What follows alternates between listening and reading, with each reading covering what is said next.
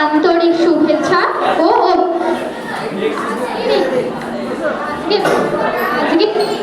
Sir মাইকটা অসুবিধা হচ্ছে।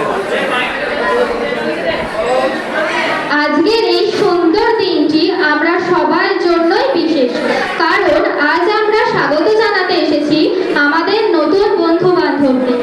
এই মঞ্চ আজ শুধুই তাদের জন্য। আজ শুধুই একটি অনুষ্ঠান আমরা গড়ে বন্ধুত্ব, ভালোবাসা এবং স্মৃতির এক নতুন। তাই আসুন সবাই মিলে এই অনুষ্ঠানটাকে করে তুলি আনন্দে, হাসিতে, গানে ও নাচে রঙিন।